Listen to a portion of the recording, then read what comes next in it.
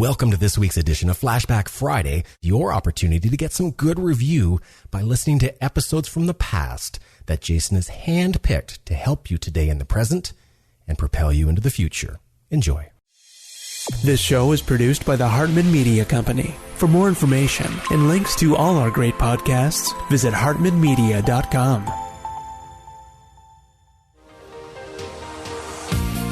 Welcome to the Creating Wealth Show with Jason Hartman. You're about to learn a new slant on investing, some exciting techniques, and fresh new approaches to the world's most historically proven asset class that will enable you to create more wealth and freedom than you ever thought possible. Jason is a genuine self-made multimillionaire who's actually been there and done it. He's a successful investor, lender, developer, and entrepreneur who's owned properties in 11 states, had hundreds of tenants, and been involved in thousands of real estate transactions. This program will help you follow in Jason's footsteps on the road to your financial independence day. You really can do it.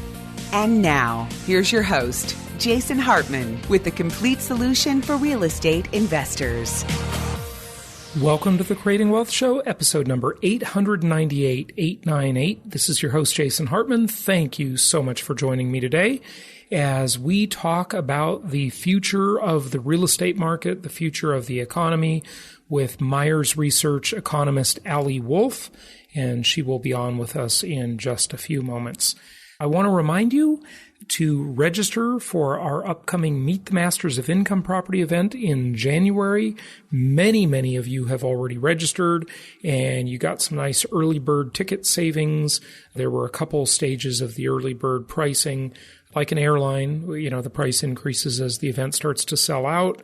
And this event, I don't think, will be any exception. We've never had so many ticket sales so far in advance of the event. And we've got a phenomenal event lined up, some great speakers. You're really just going to love it. I mean, if many of you have been to our Meet the Masters events over the years, you come back every year, and we love it. We thank you so much for your loyalty. This is our 20th Meet the Masters of Income Property event. So you can call it our 20th anniversary, yeah. But we haven't been doing it for 2 decades. As I've said before, we used to do it twice a year. Now we only do it once a year because the event requires so much work and so many resources and so much labor in setting it up and flying people in from all over the country and then, of course, attendees and guests who fly in from all over the world. But it's going to be an awesome event. So you're just going to be so impressed with some of the very high-level speakers we have this time, and it's going to be quite a bit different, quite a bit better than any other Meet the Masters event. For our 20th anniversary, we are pulling out all the stops, and I so wish I could tell you some of the speakers we're working on, but I just don't dare say it because, maybe it'll fall through and they won't be booked, and I don't want to promise something I can't deliver. The old saying, we try to do this with your real estate investments too, promise less, deliver more. Promise less, deliver more. Of course, that's not completely possible with circumstances beyond one's control sometimes, but it is something we really do endeavor to do. So we're going to keep those speaker announcements a little quiet still, but we're working on some bigwigs that you have heard of and that you all love, and more to come on that in the future. But get your tickets while they're hot and while they're cheap. Also book your room, because the room block at this beautiful property we have in La Jolla, arguably the most beautiful venue we've ever held Meet the Masters at. Well, not arguably, definitely most beautiful venue so far. You'll really like that as well, and you don't want to miss out on the very low price discounted room block rate for your hotel. So that's another reason you want to register right away. Do it now. Do it today. jasonhartman.com/events. jasonhartman.com. Just click on events. And the first event is Meet the Masters. Okay, so enough on that. What else? Ooh, something I keep forgetting to mention. We want to reach out to our listeners.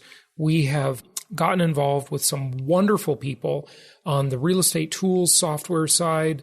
Michelle and Zach, listeners to the show, came to work and helped upgrade the property tracker software and work on some of the real estate tools side so that you can all have better software to evaluate, track, and manage your income properties.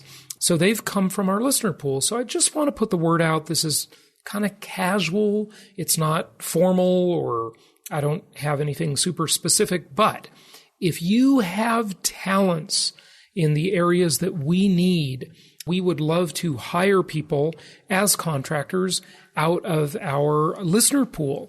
Our listener family is always the best place to get people who have talents in the areas of writing, blogging, web development, web design on the WordPress platform, programmers who can help design better programs and upgrade Property Tracker and the real estate tools apps, Property Evaluator, et cetera, et cetera. People who can do video production. One of the wonderful listeners that we have, Michelle's husband, Philip, came and joined us at our Venture Alliance weekend in Palm Springs just last weekend and took some great photos of that event and is doing a fantastic video for us as well. So again, out of our listener family. So if you have talents that we can use and you're interested and passionate about what we're doing, which I know many of you are, and would like to make a few extra bucks and get involved with us on a deeper level, just go to jasonhartman.com/ask, which, by the way, at the time of this recording was not working. I just checked it. But hopefully by tomorrow, when you hear this message or hear this show, it will be set up, jasonhartman.com/ask. And just, put your name in there and leave a comment about, your talent, your superpower, and let us know that you're interested, and we'll get back to you. And what else do we need to talk about today? Well, I've got a whole bunch to talk about. Oh, yeah. Here's one other thing. You may have noticed I did an extra episode. Of course, we publish regularly every Monday, Wednesday, and Friday. But I did an extra episode right after the Las Vegas attack and just sharing my personal experience there. And we have so many episodes stored up in the can, as the old saying goes, that are recorded, and we are getting a backlog here of episodes we need to publish. So keep your eyes peeled for extra episodes that will be put in on Tuesday or Thursday. We number those episodes, but we also call them extra because they're not the normal Monday, Wednesday, and Friday. So keep your eyes peeled for those. You may see some extra episodes of the Creating Wealth Show from time to time. And we just have a big backlog of content, and we need to publish it and get it out there for you to hear the latest and greatest. So keep your eyes peeled for that. And without further ado, let's get to our guest, Allie Wolf, as she talks about the state of the real estate market and the economy in general. And we talk about some good insights into what we can expect in the future. Here we go.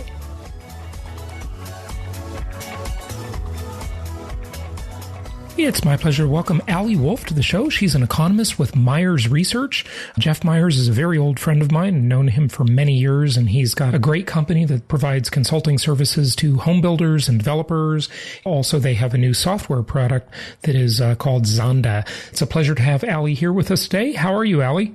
Hi, Jason. I'm good. Thank you so much for chatting with me today. Yeah, it's good to have you, and you're coming to us from my former home city, Irvine, California. Is that correct? Irvine, yes. It's beautiful and sunny as always. Good stuff. Well, hey, what is going on in the housing market? A lot of people talk about the business cycle. I know that in meetings you've had recently, a lot of people are saying, are we at the end of the business cycle? And, where things are about to change. But, we debated a little earlier this morning on that timing question. Maybe that's not everything, of course, but tell us what your take is. Yeah, of course. So that question is endless for me. I go across the country, I talk to builders and developers, and people are at the point that they can rattle off that we're on the third longest expansion in history. And they say, well, geez, if we're on a long expansion, that means it's inevitably going to end. And that's where I like to swoop in and say, well, no, because expansions don't die of old age. There's normally something that causes a disruption. There's normally something that causes a slowdown. And so if you look at just the length of the cycle, you have to keep in mind, A, that it was an anemic growth to begin with, and we just kind of starting to see that robust activity a bit later down the road. But what gives me a lot of comfort is housing didn't lead us out of this downturn like it did last time. And when you look at housing, people forget that when you buy homes, it's not just the sale of the home. You are working with either the sales agent or the realtor. You buy your house, you want to go to, Z Gallery and buy a new couch, or maybe you want to install an air conditioning. There are so many things down the line once a home is sold that stimulate the economy not only by putting more money into the system, but keep people employed from the retail worker up to the kind of the corporate level person. So the fact that we're still seeing steady growth in sales, to me, is saying that's okay, because that's filtering throughout, trickling into the rest of the economy. Yeah, very interesting. Allie, I would argue, and, feel free to take issue with my theory or agree with me, whatever you like, but I would argue that I think, number one, the business cycle argument is massively oversimplistic in our incredibly complicated economy. But number two, if you're going to go with the cycle and people are going to make this argument about the business cycle and the length of the expansion that, every 7 to 10 years we have a downturn, et cetera, we've all heard it, then you would have to start that clock probably at 2012, not 2009 or 10, because the trough from which we started was so low. It was the worst economic recession in 7 decades. So I think that your starting point needs to be later, expanding off an incredible historic low. I don't think you can really count it that way. Do you give any credence to that argument? No, I think that's a great argument because of that anemic growth that we both were mentioning. Your expansion starts a bit later, even though you were growing. What I look at is when you get to full employment. And so, no, I'm not saying that's where it starts that you need to be looking at it, but typically when you get to full employment, that's the start of, this is going to sound alarmist, but a ticking time bomb. So once you get to full employment, you just start to be looking out for signs of overheating, because you do have people that are fully employed, but we aren't seeing that kind of wage growth that normally goes along with getting to a point of full employment. And so we struggle with this because the unemployment rate is so widely cited. And people say, oh, well, the unemployment rate's so low, so, that is the point of full employment theoretically. What I like to look at to know if that's true is the quits ratio. I love this ratio because it's telling you a gauge of not only consumer confidence, but in theory, it's going to tell you wages too, and it's going to give you a place of where we are in the economy. So what we're seeing... So what is that? Just make sure you tell people what that is, the quits ratio? Yeah, so the quits ratio is this really cool data that comes from the Bureau of Labor Statistics that looks at people that are actively choosing to quit their job and go to another job. And it is close to an all-time high. And we know people are quitting because maybe there's a better opportunity out there and maybe they can get more money. And so if people are willing to quit, to me, that's a really strong sign of they still think the economy is going in the right direction, a normal person. And yeah, they're probably going to get a bump in their income by leaving. Right. So they're choosing to quit because maybe they're pursuing an entrepreneurial opportunity, or they've got a better offer.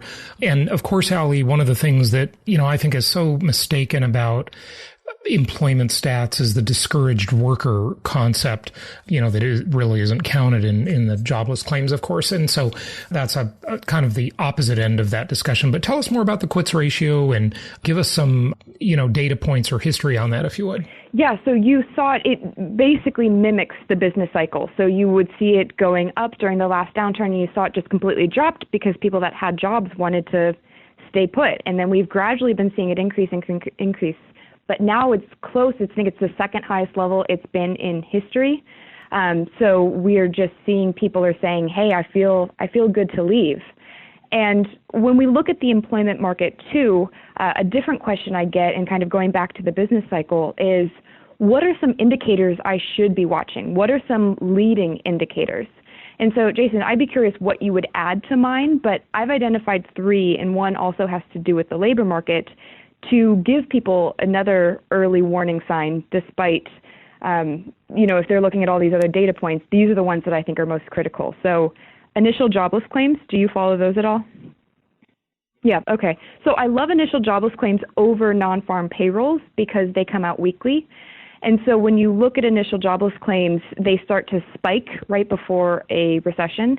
And we're seeing that they're still on this long stretch of being under 300,000, which is an indication of a really healthy market. If you go back in history, non-farm payrolls did not give you an early warning sign. They started to go negative in January 2008. Lehman fell later in the year of 2008, but initial jobless claims would have told you by the middle of 2007 that there was something to worry about. So I love that indicator. We spoke about this a bit earlier, looking at the Treasury spread between the 10-year and 3 months, because if that number starts to go towards zero, people think that shorter run, the world looks more risky.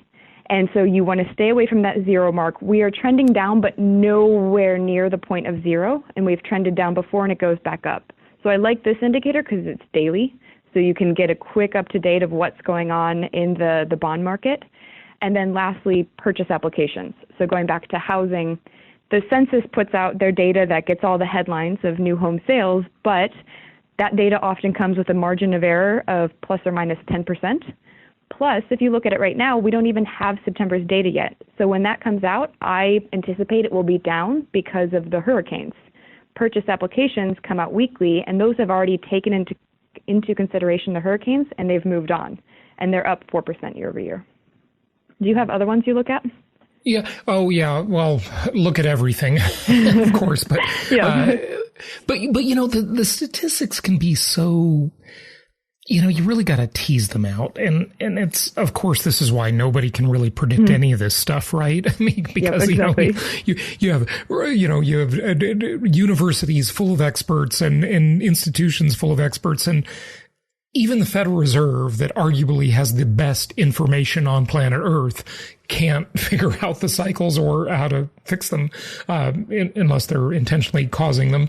And that's a whole nother discussion. But, gotta give us I want to make sure we spend some time talking about the millennial generation, maybe a little bit on Gen Z that comes after the millennials, because, it's kind of time to start looking at and talking about that one. And then also just what are some of the trends in housing, but kind of sum some of this up for us, if you would, Allie, by just saying, what do you think? Like, where are we going? How are things going? Just sort of in a general concept. What's the vibe, if you will? How's that for a scientific study? Ooh. Yeah. So the vibe I get is a lot more cautious because of affordability. But when I look at demographics, now I am a millennial, so that puts me somewhere between 17 and 37 years old. I look at those stats for millennials, and the demographic trends give me so much peace of mind. I have spent the past few years digging into every piece of millennial data you can imagine. And I surveyed millennials and said, hey guys, how likely are you to buy a home in the next 1 to 3 years? Now, across all age groups, that was 30%. But for millennials 27 and older, that goes up to 40% of them want to own a home in the next 1 to 3 years. If you look at the curve, millennials right now, the highest percent of them are between 25 and 26 years old. This is telling me there are going to be a lot of young people that are going to go through that catalyst to buy a home. They're going to get married, maybe they're going to have kids, maybe they're going to move for their career. And once they start to get to that higher age, which is what we're seeing, they're going to be the ones that are going to be out stimulating the economy. And going back to what I said about the trickle-down effect, that to me just says things are going to be okay for a while, even putting aside the business cycle that we've been talking about. One of the things that I think in every conversation like this, the elephant in the room, if you will, Allie, is that we're only talking about really, number of home sales and home pricing. And it's just funny how that's sort of taken for granted, if you will, that's what we're talking about, right? We're not talking about which way rents are going, which way yields are going for rental property owners or anything like that. We're strictly talking about home sales and home prices. And it's funny how everybody takes for granted that prices going up is good and prices leveling off or even declining is bad. You know, if you're a seller or a buyer, I mean, obviously you're on opposite ends of that exchange, right? So it's just kind of interesting. But one of the arguments that I have is that prices and rents are actually non-correlating indicators. So when the market softens, if you will, and we see prices soften and there's less incentive to buy, because most people buy out of the scarcity fear, right? That, you know, if we don't get in the market now, we're going to lose out. We're never going to be able to buy a home if we don't get in now because prices are rising so quickly. And so that causes people to buy. But when that cycle changes, more people rent and we actually see rents strengthen. So it's kind of interesting how that works. But also, as I always say, the demographics coming at the housing market over the next decade are just nothing short of phenomenal. Your generation, Allie, I'm a Gen Xer, but your generation, the millennial generation, is the largest demographic cohort in American history, just slightly larger than the baby boomers, and they're going to change everything. It begs the question with the student loan burden on that generation and that generation's love for the sharing economy and for portability and being able to move to where the jobs are and so forth. Are they as, and also the fact that a lot of them saw their parents get burned in the economy and the Great Recession and the housing market then, are they as motivated to buy homes as prior generations? Do you think there's any shift in their mentality? So I have so many things to cover what you just said. Let's start with... I know. We could talk for hours. Let's start with the rents. So what I'm seeing with rents is right now, rents keep going up, at least for those kind of Class A, really nice apartments. And I'm seeing that. And keep in mind, a lot of people talk about millennials in terms of their frame of reference. So in terms of, oh, well, my friends or my kids or, you know, people I went to school with. But what we're seeing is because rents keep going up, that's helping to push millennials out of renting to go into the homeownership to go into homeownership. But what I found really interesting is I've been presenting about this guy that I've studied, and he bought a house in Denver, and he bought it because there was a second entrance.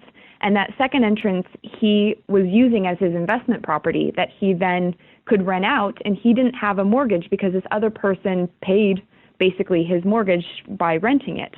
And when I present that, what I see is all of these young, and it's typically men, but all of these young millennials start to light up, and they're like, well, that would completely change the game for me. If I had a second entrance, and we're seeing in the new home market, we're seeing different builders starting to incorporate that either as an in-law suite, but more specifically, they're saying, hey, you could rent this out, and this house and the affordability problem is no longer as big of a concern as it was when you were just looking at it straight from a monthly payment without also having an income. But to your question about student debt, what I'm seeing too is 45% of millennials said that they have not delayed life events because of student debt. So you could be glass half empty and say that the other way, but I'm seeing that student debt is creating compromises, but isn't necessarily stopping people from buying homes. Again, right. So in other words, that's a great point, Allie. So in other words, they're buying less home or further out, and maybe not in the ideal location. So those are the compromises, right? They still want to buy. They're still actually able to buy. It sounds like what you're saying. They're just not buying as much as they otherwise would. That's exactly it. And when you look at the stats, so you asked about a mentality shift, and I kind of went off on my own thing. But with the mentality shift, what we're seeing is, so millennials are the most educated generation ever. And when you have a college education, the studies show that you're more likely to want to own. Because I think the mindset and understanding the financial benefit of owning versus paying off someone else's asset in some millennials' minds makes sense. Now, that's not to say there aren't ones that want to lifestyle sample and live in these beautifully extravagant apartment complexes that it's really hard to get them out to homeownership rate. But I think that's a select group of millennials. And then you have your other group that says, I want to own, I just got to figure out a way to make it work. Yeah, very interesting. Okay. What are some of the choices they're making, in talking about housing types and are builders really changing the way they design homes and kind of the amenities and features they offer now? Of course, the smart home is a big change. Are homes getting smaller, for example? When you look at different product types, what I'm seeing is maybe the home itself isn't getting smaller, but the ones that millennials are going to, the condos and the townhomes, they want to own single-family detached across the board. You can survey pretty much any market you're in, and everyone says, I want a single-family detached home that's 3,000 square feet. But, you and I spoke about how I grew up in Cleveland. In Cleveland, maybe you can get that if you're on the higher income spectrum, but we're seeing more of the millennials are shifting towards what they can afford. So if that's a condo and the condo's maybe 1,200 square feet, again, I've surveyed millennials. What I'm seeing is they buy between about 1,200 and 1,500 for their first home. Of course, I had outliers. I had people that owned 4,000 square foot homes, so you're always going to see the difference. One thing that I think is really critical is you were asking about what builders are building. They need to be really careful, builders, about providing amenities that compete with the apartment market because those amenities come with an HOA. So when you're dealing with a cost-sensitive group of people that are already making compromises, like you said, in terms of maybe location or terms of size, if you offer them all these luxuries, but then their HOA is now $300 a month, that probably shifts the equation where maybe they need to rent because they no longer can afford because of the extra expense. Right. And one of the things that, it just bugs the heck out of me that it's always cited the square footage of the home in a way to say that, well, life is getting better. People are getting richer. They have more because the average square footage of the home for post-World War baby boomers, their first home was, 900 or 1,000 square feet, and now it's 2,200. But what they don't tell you is that the density is radically different. That post-World War II baby boomer home in Lakewood, California, on a 1/4 acre lot, maybe the house was small, but yet a huge yard, in a very conventional neighborhood is now a cluster home. Even if it's detached, technically is still really tight. Isn't that misleading though, Allie? This is why you really have to look at this stuff and tease out the reality of the situation, don't you? Oh, of course. Yeah. And when you look at the stats too, the headlines goes back to, millennials and urban and all of this. But when I spoke to millennials, did my survey, 45% of them live 11 to 30 minutes from work.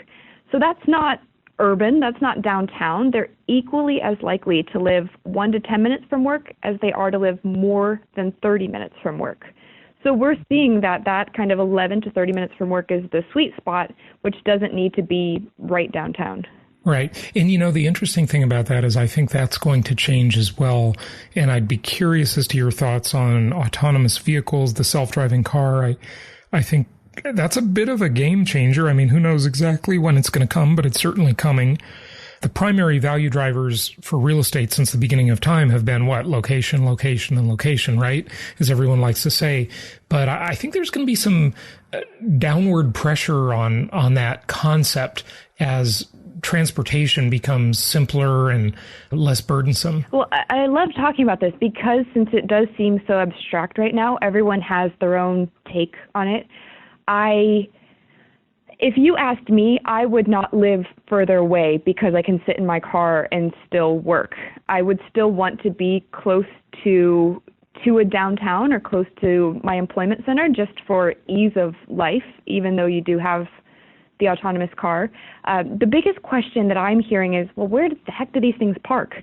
You're going to have so many cars and they don't need to park. They can just keep moving. They just keep moving. Okay. Well, maybe. Well, if they're an on-demand self-driving car, a sharing economy concept, right? Where, you just summon the car and the car doesn't need to rest. It just needs to refuel is all. But if it's your own car, then it needs to park, obviously, right? Mm-hmm. Yeah. And I struggle with this too, because Jason, it sounds like you travel as much as I do. And I used to love Uber when I was like, we're going to go out to dinner. We'll Uber to dinner. But when you travel, I find Uber is a painful experience. I find getting off the airport and waiting 10 minutes for my car and maybe that's the millennial in me, but I wouldn't want to change my lifestyle because I like having my car right there, not having to wait for someone else or for the car to show up if it was an on-demand self-driving car.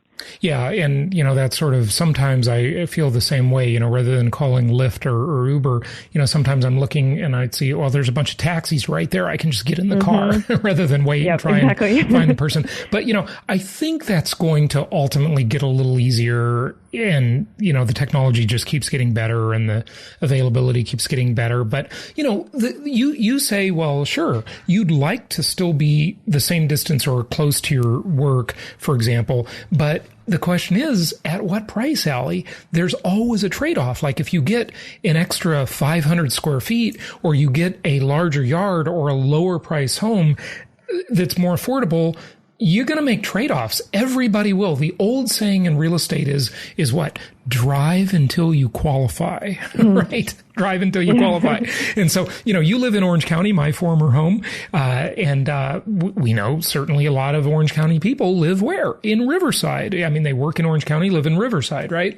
And so it's the drive until you qualify concept, or they live in Corona, which is kind of right at the outskirts of Riverside. So, I mean, that still has play. I'm just saying that my argument is that the transportation issue will become less burdensome. I'm not saying it's going away by any means. It's still there. But I just think it's less of an issue. Your comment on disruption, too. So if you look away from self-driving cars and start looking at an increased reliance on prefab housing, or there's Entekra, if you've heard of that company, the fully integrated offsite solutions. If you start to look at different affordability solutions, while often prefab doesn't give you a cheaper product, we are seeing that the time savings ultimately passes on a lower priced home for the buyer. So I know Entekra has been really successful in Europe, and they've come here and they want to take off, and there are no design restrictions. You don't picture a modular home. You picture that gorgeous home that you designed yourself that they can all do in a factory. And reduce the time it takes to build the home. It's that's rather surprising to me that we haven't really seen, well, at least in my eyes, more in the manufactured housing world. There's still this kind of like stigma against it. And now what you see is a lot of the components are being put together in a factory and then just assembled at the work site. And then, of course, Allie, there's all this talk about 3D printed homes, which so far we're not really seeing anything there, but maybe we will.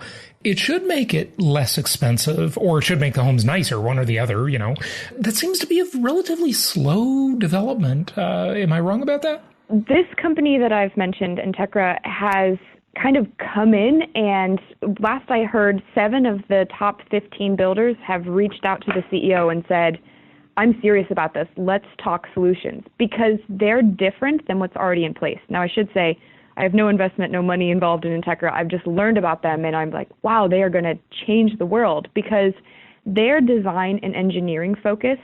And a lot of the prefab, different builders here in the U.S. have kind of dabbled in it, but they haven't done it successfully, because this company can take the blueprints from an architect, feed it into the system, and spit out that house. That's not what we used to have here in the U.S. That's not what our existing prefab looks like. And this company can do it mainstream. I think it will come a lot quicker than we think now that this company that has 30 years of experience in Europe doing it, I think they're going to change the industry quickly. Really? Wow. Interesting. So, I mean, are any of the large home builders using their system, or do they strictly build for themselves, or how does Entekra work? I mean, are they, outsourcing that stuff to other people, or are there companies? Yeah. So this is what I was confused about them is, as a consumer, you and I will never buy an Entekra home. We will always still buy a KB home or a Lennar home.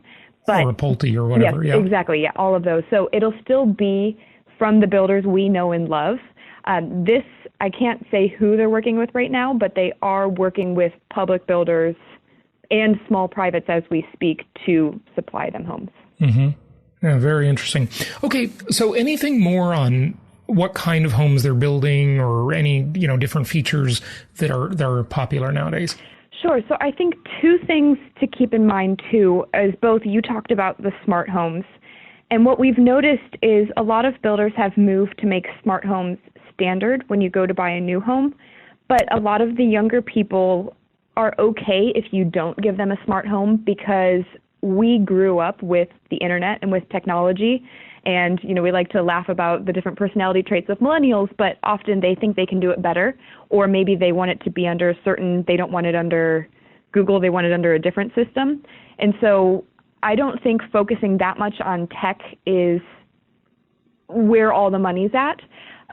Same with energy efficiency. So Molly Carmichael works for us. She's our principal, and she does consumer research. And while millennials, the number one thing, they really want to put they want an energy efficient home, but back to payment, they're not willing to pay for it. So I think that's another thing that's a bit, you hear millennials and they're environmentally aware, but they don't have the money to pay for it yet. So I think those are two interesting things that are a bit different than what you would normally think. Yeah, very interesting. Allie, what questions haven't I asked you, or just, is there anything you'd like our listeners to know before we wrap up? Let's see. So the remodeling data, to me, we didn't talk about when does supply come onto the market, and probably because it's hard to answer that question. But when you look at remodeling data, even before the storms, what we see is places like Home Depot and Lowe's are taking off.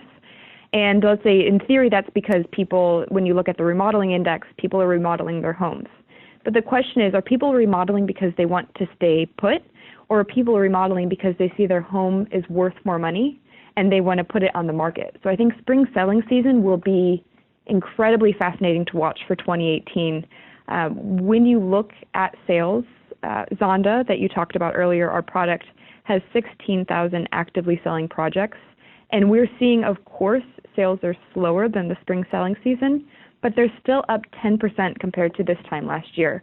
So I'm seeing pretty positive trends, and I may come off a bit bearish at times, but I think at this part of the cycle, people should look at data with kind of a bearish lens, and then look for, we talked a lot today about discerning the data and kind of finding what makes sense, and is that trend related to something else. So I think just paying attention to the data more acutely is very important at this point of the cycle. Yeah, fantastic. And what type of, so you're saying that inventory is a little higher than it was in the crazy spring selling season now, is that correct? Oh, no, sorry, sales are, not inventory. Sales not, well, how is inventory doing, by the way? If you ask me or anyone I know, they say there's just no inventory, there's nothing to buy. But, that's sort of a generic concept, and those are lower end rental properties when I talk to people. I mean, in the higher end, it changes quite a bit. But what are your thoughts on inventory? You guys are exactly on point. When you look at the different MSAs across the country, I have a graph that shows where it was this year, where it was last year, and almost every single market, and even last year we were talking about how tight supply was, it's even lower this year. So yes, you're right. 6 months of supply for existing is typically the equilibrium level. On my graph, I don't even have to make the y-axis go up to 6, because we have none of the top markets that have that much supply available. That's around of existing resale home inventory, right? Exactly. Okay. And so 6 months is the sort of the tilt, right? The equilibrium point for resale homes. What about for new homes? Do you have a metric for that too, Allie? I don't. We track it in our app, but I don't have the number off the top of my head. Yeah, but I'm just wondering, do you have one that you sort of look at and you say, well, if there are 3 months of new home inventory, then there's a decent amount of supply? Or I'm not asking what the inventory is, just if you have a thought on that. Well, this one's really hard, because even if the number says that there's 5 months of supply, what we're seeing right now is builders are not able to provide that attainable product. So even if you look at it and you say, oh, well, it's not worrisome, but if all they're building is luxury product, the number is going to be skewed. So I don't typically look at that. Yeah. Right. See, Go ahead. Sorry. I look at the distribution of supply across price range, which is completely metro specific, but that to me gives a better picture of, geez, they only have 5% of their products under 300,000.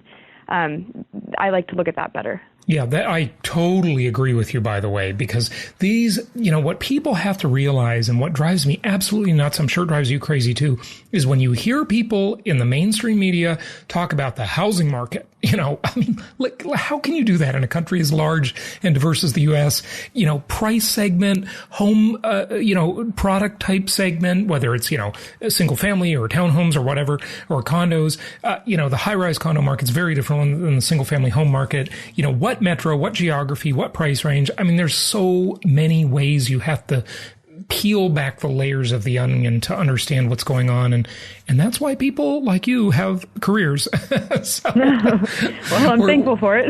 Yeah, we're glad that you do. This is much more complicated than it looks on the surface sometimes. Give out your website or a Twitter handle or anything you'd like people to have, Allie. Yeah, so we're at MyersLLC.com. I'll be on the Contact Us page. We write awesome blogs and newsletters that we send out, so subscribe for those. We've covered everything from bubble markets to Amazon to the Fed and interest rates. So look us up. We do a lot of cool research. Yeah, good stuff. Yeah, you certainly do. And Allie, one other question for you. Do you think builders are building to the right segment of the market? I know this is a loaded question, but I just meant to ask you earlier. I mean, are they building the type of product type that's needed? To me, it appears that they're not building enough entry-level type housing. It feels like there's just a giant shortage in that. And I'm not sure why that is. Maybe it's just so much more profitable to build higher-end homes. Builders are building what they can pencil. They cannot buy the land at a price that it makes sense. And so I just met with an architect, and we talked density solutions. And so in some circumstances, they can make a pretty dense community and still have the margins make sense. But that's harder to come by. They want to. They know that there's a void in the market. They do. But when we're at land prices that we saw during the last cycle, it's very difficult to provide. In other words, they can't buy the land cheap enough to make the product. That means, what does that mean, folks? It means prices are going up. Yeah, good stuff. Allie Wolf, thank you so much for joining us today. Say hi to my old buddy, Jeff, the founder of your company, and keep up the good work. Yes, will do. Thanks, Jason. Thank you so much for listening. Please be sure to subscribe so that you don't miss any episodes. Be sure to check out the show's specific website and our general website, hartmanmedia.com, for appropriate disclaimers and terms of service. Remember that guest opinions are their own, and if you require specific legal or tax advice or advice in any other specialized area, please consult an appropriate professional. And we also very much appreciate you reviewing the show. Please go to iTunes or Stitcher Radio or whatever platform you're using and write a review for the show. We would very much appreciate that. And be sure to make it official and subscribe so you do not miss any episodes. We look forward to seeing you on the next episode.